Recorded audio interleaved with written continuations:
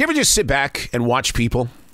Watch their body language. Listen to how they are bringing their sentences together. Is it a run-on sentence? Is it something that Twitter has created inside their heart where it's just barely there and you're going, I didn't catch what you said. Can you make your thought a little bit longer so I can jump into the same swimming pool that you're in?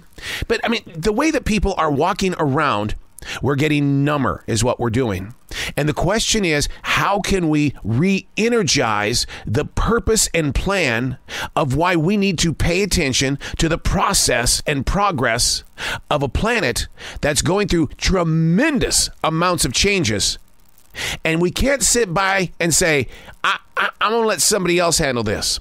Because that's what's going on. Those other people that are handling it are doing it wrong, which is causing some friction in every corner of the world. This is not a complaint. This is called awareness. Learning to understand what is in your surroundings and how can you activate your own voice to help bring peace of mind to the path. Not just yours, but everything that's connected to it. Hey, it's Arrow. This is The Daily Mess, a chronological walk through an everyday world. I am a daily writer, the silent wolf. That means I sit on the side and I listen.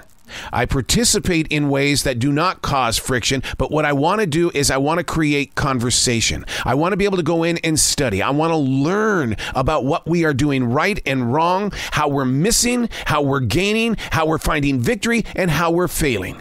This is The Daily Mess. The challenges that feel more like a defeat and or attack. Yet once you're through them, it turns out to be a scratch more than just a cut. Have we given ourselves permission to make things bigger than what they really are? I mean, my goal is to always be aware, but to not make a determination until I have a larger part of the moment experienced. My wife and I always remind ourselves to stop writing the story before it happens. Anxiety is more than an energy thief. It robs the body of its structure, breaking things down in ways that are very much invisible, and yet we know there is something wrong. How can you pinpoint it? I don't know. I just don't feel right. Okay, let's break it down. Let's find out what your trigger is. Let's get in there and see what has caused this miniature storm inside your giant head. I'm learning how to create play zones throughout the day. A play zone is breaking free of my personal expectations as a podcaster, as a writer, as a performer. I've got to have a play zone in the way of releasing the stress. Play zones can be a couple of quick VR games. You know, those goggles. I go bowling, I do pickleball, I do all these different things, but I don't play a violent game. I play something that is kind of sporty, challenging. It makes you think. I also go on transition walks so I can be in this forest to take in Mother Nature at her absolute best and worst. I mean, Jazzy and I are on that path, even if it's raining. What are we going to do? Melt? It hasn't happened yet.